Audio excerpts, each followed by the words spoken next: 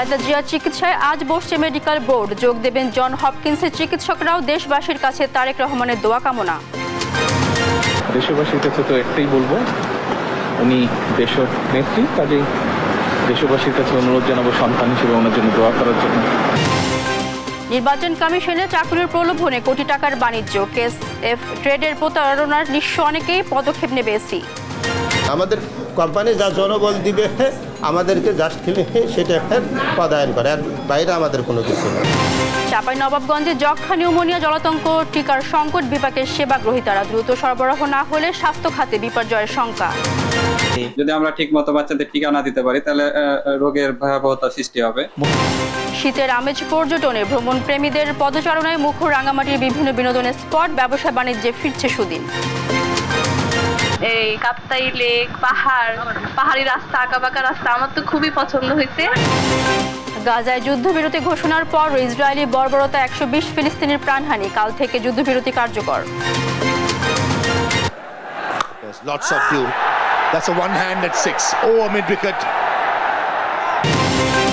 এবং বিপিএলে টানা 8ম জয় রংপুর রাইডার্সে। চিটাগং কিংসকে হারালো 33 রানে। সিলেটের বিপক্ষে 65 রানে জয় দুর্বার রাজশাহী। দেখছিলেন সংবাদ শিরোনামগুলো। সংবাদ সকালে সঙ্গে আছে মারজানা শুক্তি। জানাবো বিস্তারিত। বিএনপি চেয়ারপারসন বেগম খালেদা জিয়ার চিকিৎসায় রাতে বসছে মেডিকেল বোর্ড। বোর্ডে তারেক রহমান ও জোবাইদা রহমানের পাশাপাশি যুক্ত থাকবেন লন্ডন ক্লিনিক ও বাংলাদেশের চিকিৎসকরা, যেখানে ভার্চুয়ালি যোগ দেবেন জন হপকিন্স হাসপাতালের চিকিৎসকরাও। সেখানেই সিদ্ধান্তে আসতে পারে খালেদা জিয়ার পরবর্তী চিকিৎসার বিষয়। খালেদা জিয়া দীর্ঘদিন ধরে liver cirrhosis, kidney, diabetic, arthritis সহ নানা শারীরিক অসুস্থতায় ভুগছিলেন। তার সুস্থতায় ছেলে তারেক রহমান দেশবাসীর কাছে দোয়া চেয়েছেন।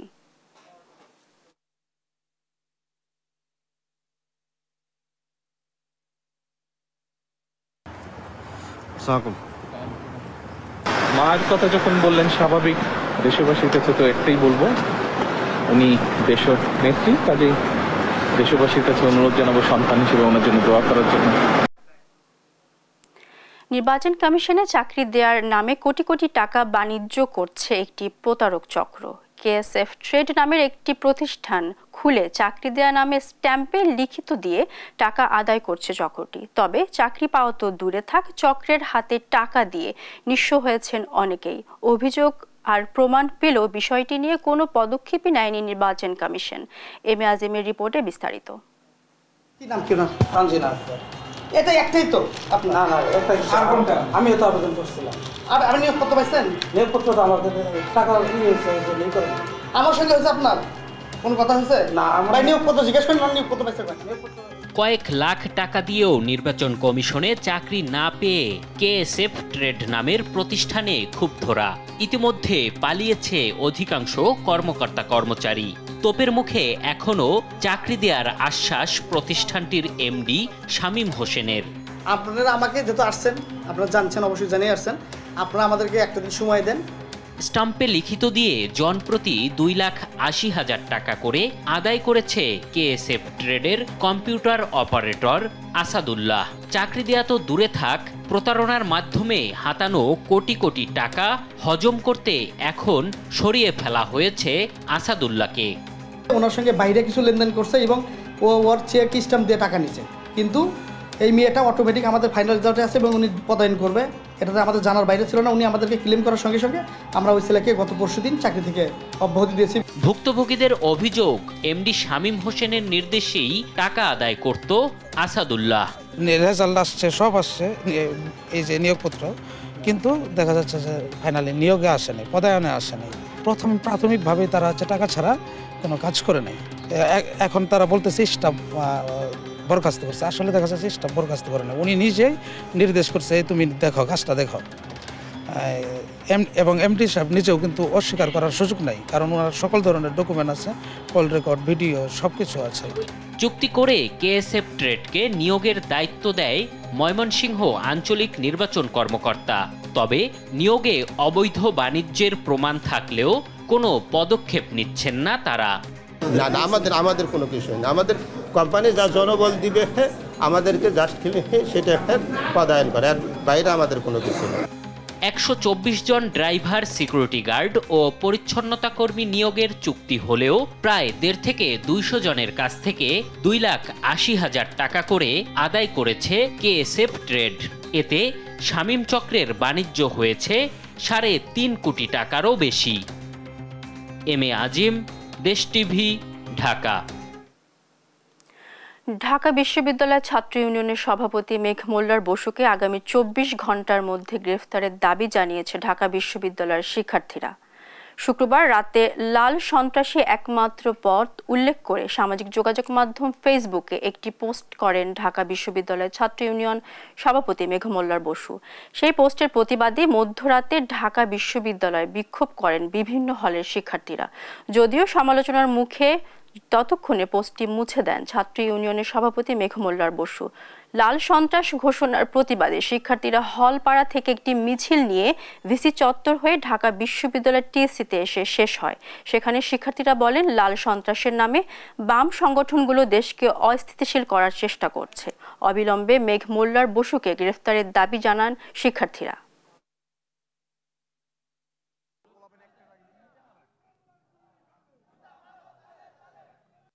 ক্যাম্পাসে যৌক্তিক দাবি দেওয়া হতে পারে, ক্যাম্পাসে যৌক্তিকভাবে প্রতিবাদ হতে পারে, কিন্তু শিক্ষকদের সাথে বেয়াদবি বরদাস্ত করা হবে না। আপনারা কি লাল সন্ত্রাস রুখে দিবেন? নতুন এই বাংলাদেশে স্পষ্টভাবে বলে দিতে চাই, নতুন করে কাউকে ফ্যাসিস্ট হয়ে উঠতে দিব না। অতি দ্রুত যারা বাংলাদেশে সন্ত্রাস কায়েম করতে চায় তাদেরকে আইনের আওতায় নিয়ে আসতে হবে। শেখ হাসিনা কোন মর্যাদায় ভারতে আছেন প্রশ্ন তুলে একজন দুর্নীতিবাজকে ভারত আশ্রয় দিয়েছে বলে অভিযোগ করেছেন বিএনপির সিনিয়র যুগ্ম মহাসচিব রুহুল কবির রিজভী। সংস্কার নির্বাচনের প্রস্তুতি একসাথে চলবে দাবি করে অবিলম্বে নির্বাচন দিতে অন্তর্বর্তী সরকারের প্রতি আহ্বান জানিয়েছেন বিএনপি চেয়ারপারসনের উপদেষ্টা জয়নুল আবেদিন ফারুক। বিস্তারিত সাইফুল রিপনের প্রতিবেদনে।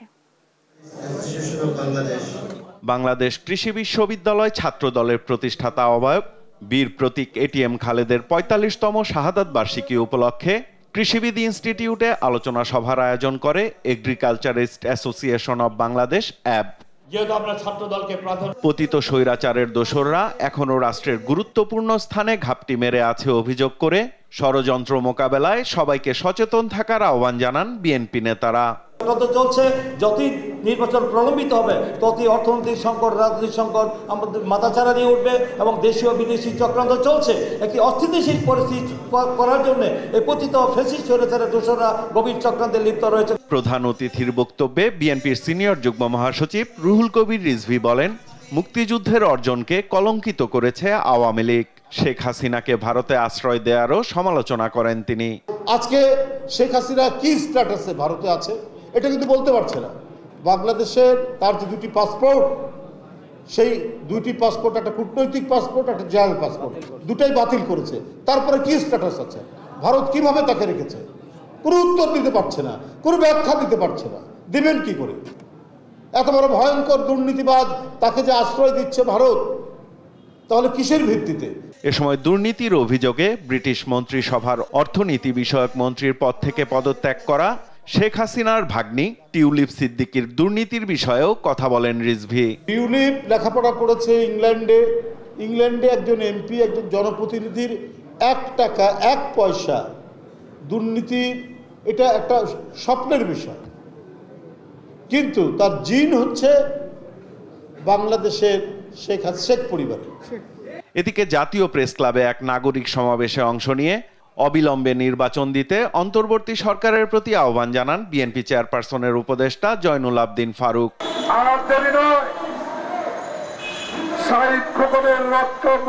রক্তের বিনিময়ে অর্জিত এই দ্বিতীয় স্বাধীনতার সম্মান আপনাকে অক্ষুণ্ণ রাখতে হলে অনতিবিলম্বে নির্বাচনের তারিখ আপনাকে ঘোষণা করতে হবে। সংস্কার চলবে, নির্বাচনের 3 তারিখে চলবে, নির্বাচনের প্রস্তুতি চলবে। সাইফুল রিপন, দেশ টিভি, ঢাকা।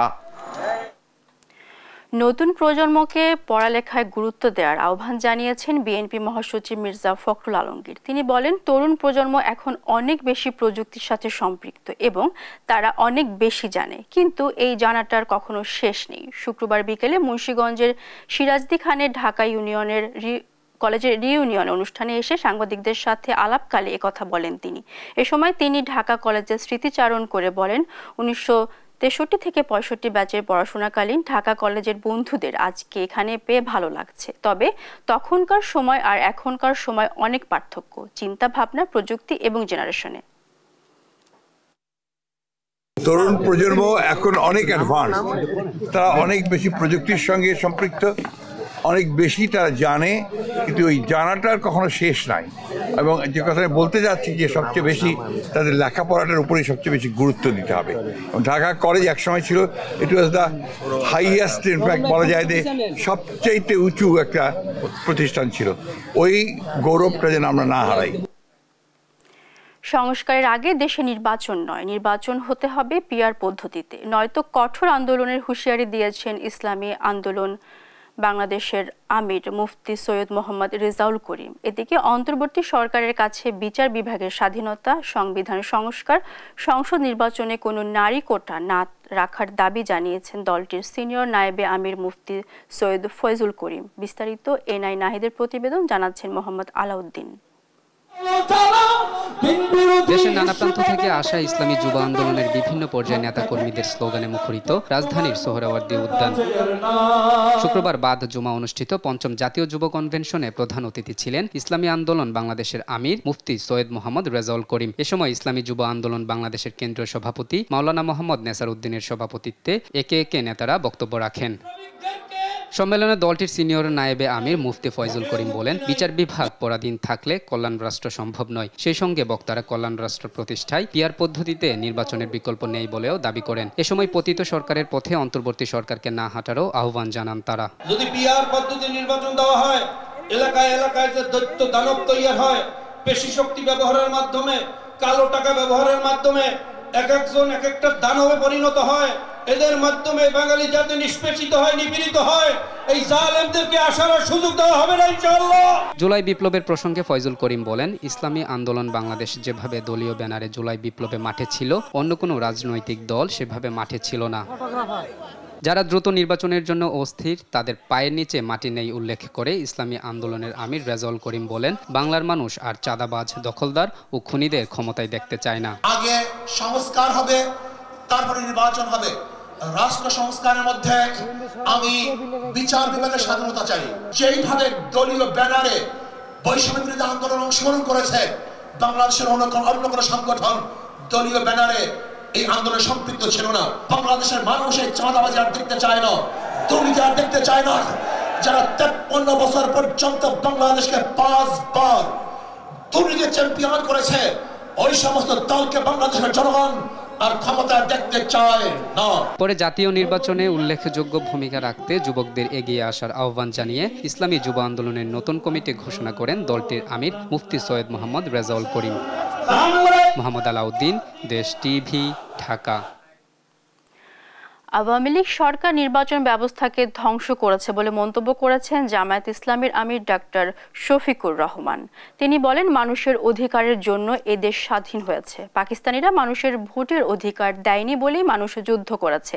এ সময় নতুন করে দেশকে গড়ার প্রত্যয় ব্যক্ত করেন জামায়াত আমির। শুক্রবার টাউন হল ফুটবল মাঠে কর্মী সম্মেলনে তিনি এ মন্তব্য করেন। চুয়াডাঙ্গায় গেল 15 বছরে কোনো উন্নয়ন হয়নি বলে মন্তব্য করেন তিনি।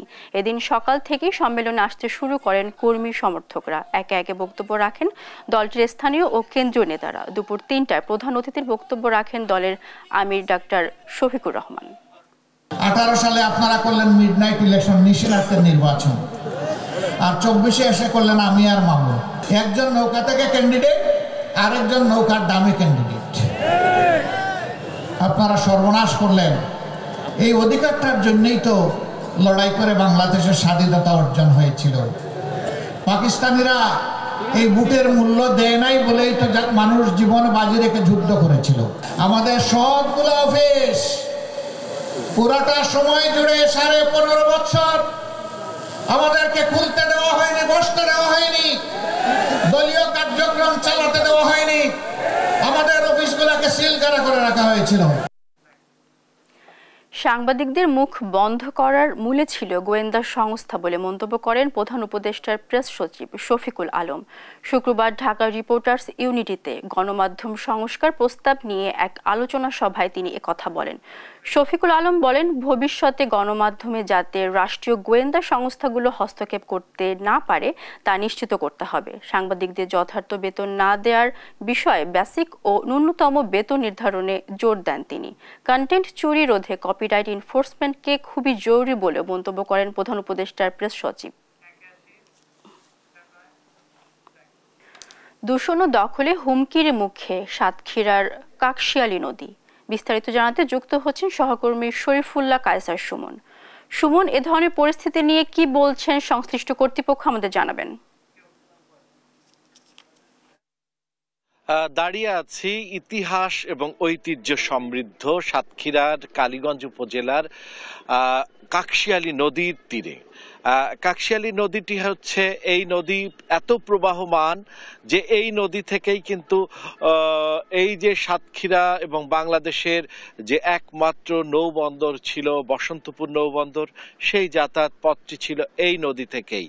এই নদী মিলিত হয়েছে কালিন্দী এবং ইছামতি নদীতে। তার আর এক পাশে রয়েছে যে আদি যমুনা নদী।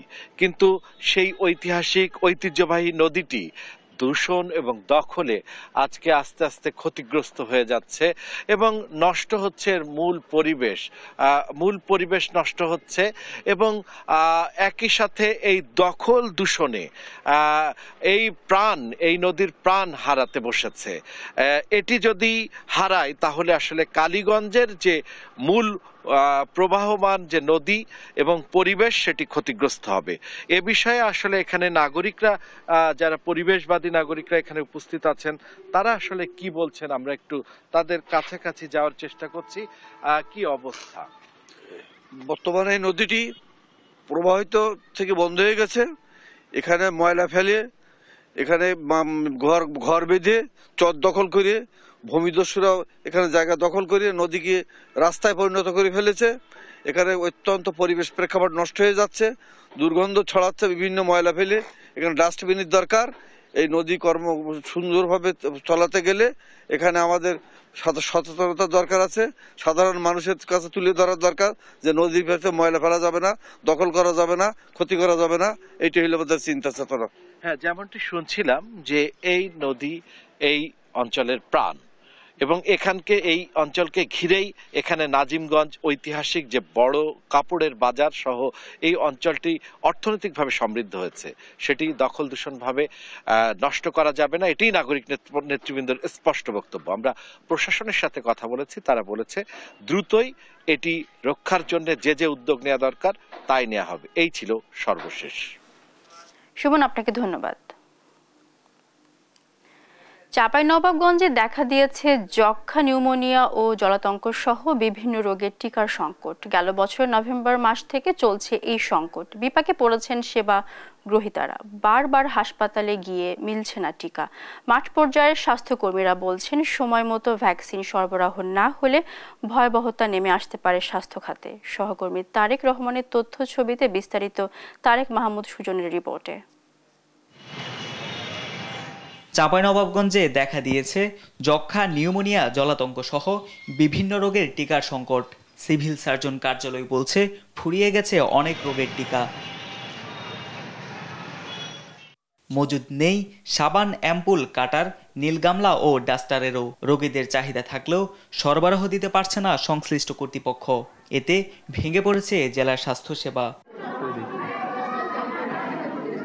রোগীরা টানা কয়েক মাস ধরে বিভিন্ন হাসপাতাল ঘুরেও পাচ্ছে না কাঙ্ক্ষিত সেবা। যাদের দ্বিতীয় ডোজ টিকা দেওয়ার সময় পেরিয়ে গেছে তারাও পাচ্ছে না টিকা। এ নিয়ে ক্ষোভ প্রকাশ করেছেন রোগীর স্বজনরা। ছোট বোনের টিকার ডেট ছিল ডিসেম্বরে, কিন্তু আমি লাস্ট কিছুদিন যাবত হসপিটালে ঘোরা সত্ত্বেও টিকা পাচ্ছি না। যারা একটা ডোজ নিয়েছে তাদের পরবর্তী ডোজগুলো দেওয়া যাচ্ছে না। এতে আমাদের চিকিৎসা নিতে রোগীদের খুবই সমস্যা হচ্ছে। আমার মেয়েকে নিয়ে 15 দিন থেকে আমি এই হাসপাতালে ঘুরছি, কোনো হাসপাতালে আমি নিউমোনিয়া রোগের টিকা পাচ্ছি না। চাঁপাইনবাবগঞ্জ হসপিটালগুলোতে টিকা, ভ্যাকসিন মোটামুটি 3 মাস থেকে পাওয়া যাচ্ছে না। টিকার জন্য প্রতিদিন শত শত রোগী ভিড় করছেন স্বাস্থ্য কেন্দ্রগুলোতে। টিকা না পেয়ে ফিরছেন খালি হাতে। যদি আমরা ঠিকমতো বাচ্চাদের টিকা না দিতে পারি তাহলে রোগের ভয়াবহতা সৃষ্টি হবে। মজুদে আছে শুধু ইনজেকশনের সিরিঞ্জ, এর বাইরে প্রায় সবকিছুরই সংকট রয়েছে বলে জানায় জেলা সিভিল সার্জনের কার্যালয়ের স্টোর কিপার। আর চাহিদা মতো সরবরাহ পেলে দ্রুতই বিতরণের কথা জানিয়েছেন সংশ্লিষ্ট কর্তৃপক্ষ। বর্তমানে আমাদের EPI, penta, PCV, MR, IPV এ সমস্ত ভ্যাকসিন নাই। চাহিদাপত্র দেওয়ার পরও পাওয়া যাচ্ছে না।